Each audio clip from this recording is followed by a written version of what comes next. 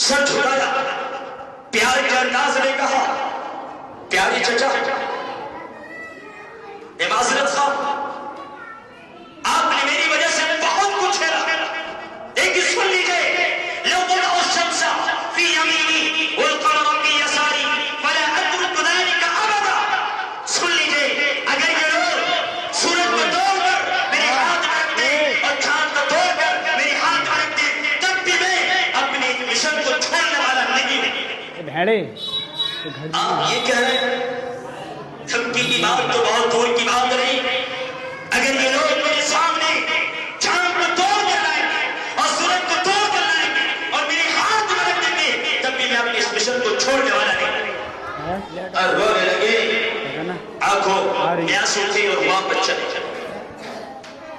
حضرت ابو طالب کو بڑا ترس آیا، کہا بھتیجے مجھے پتا نہیں تھا تم اس دعوت کے لیے اتنا زیادہ کر سکتے ہو، اور تم بھی سن لو میں بھی تمہیں دعا کہتا ہوں اگر یہ لوگ مجھے تکلیف پہنچانا چاہیں تو پہنچائیں، اگر یہ جنگ کرنا چاہتے ہیں تو کریں، یہ میرا بھائی کار کرنا چاہتے ہیں تو کریں، لیکن کبھی بھی میں تم کو ان کے حوالے نہیں کر سکتا.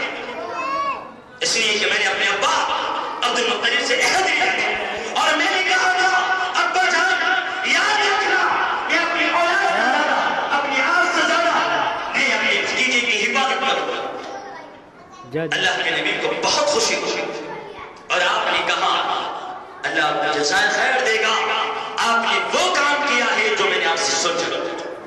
بہرحال جب یہ معاملہ آگے بڑھا، بچے کے گھر میں نہ رکی، کھاٹی کے اندر قید کر دیا گیا. 50 سال کی عمر ہے، آپ کے دو بازو تھے، آپ کے دو بازو تھے، ایک بازو حضرت خدیجہ اور دوسرا بازو ابو طالب. یہ ایسے طاقتور مددگار معاون تھے، ہر جگہ تیار کرتے تھے. لیکن اللہ کی آزمائش دیکھیے، دونوں کا انتقال ایک ہی سال میں ہوا. خدیجہ حضرت خدیجہ حضرت ابو طالب ایک ہی سال میں دونوں مرے. ابھی تک تو آپ کا سہارا.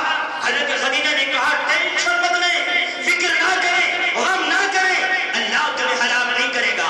ابو طالب اے میرے بھتیجے پرواہ مت کرنا، میں میرے ساتھ ہوں اور میں کبھی تم کو تمہاری قوم کے حوالے نہیں کروں گا. لیکن اللہ نے فرمایا محمد اور آزمائش کریں گے تمہاری. اور وہ کیا تھی؟ اللہ نے حضرت اسرائیل کو بھیج کر پہلے حضرت خدیجہ کو بلا لیا اور فوراً 6 مہینے کے بعد ابو طالب. اللہ کے نبی جب حضرت خدیجہ کا انتقال ہوا بہت غمزدہ ہوئے، بہت زیادہ غمزدہ ہوئے، اور ابو طالب کا ہوا تو اور زیادہ ہوئے. اور آپ نے کہا میرا سہارا جو میری مدد کرتے تھے اللہ کے ذریعے وہ چلے گئے ہیں. آج مجھے اتنا غم محسوس ہو رہا ہے کہ 50 سالہ زندگی میں کبھی لیکن پھر بھی آپ نے صبر کیا. آج اگر کسی کا بیٹا مر جائے تو ذرا ادھر بھی سوچ لیا کرو، کسی کی باپ مر جائے تو ادھر بھی سوچ لیا کرو، کسی کی ماں مر جائے تو حضور کو سوچ لیا کرو. آپ کی 6 سال کی عمر ہے اور ماں دنیا سے جا رہی. بہرحال قدم پیچھے نہیں آگے بڑھائے، اور جب آگے بڑھائے 50 سال کی عمر ہے. اب حضرت خدیجہ نہ رہی، حضرت ابو طالب نہ رہے. آپ نے طائف کا سفر کیا اور طائف جب پہنچے پہلے عکاظ کے بازار میں گئے، اور جب بازار میں پہنچے آپ نے کہا ایک کام کرتا ہوں، جتنی سڑک کے کنارے دکانیں لگی ہیں پہلے ان کو دعوت دوں گا، اگر انہوں نے مان لی تو پورا طائف مسلمان ہو جائے گا. سڑک کے کنارے ساری دکانوں پر گئے. لوگوں نے جواب دیا ہم تمہاری بات کیسے مان لیں جب تک کہ ہمارا سردار نہیں کہے گا. اور اس زمانے کا سردار بجرا بن فراس تھا. بجرا بن فراس اس دن کہیں پر گیا ہوا تھا.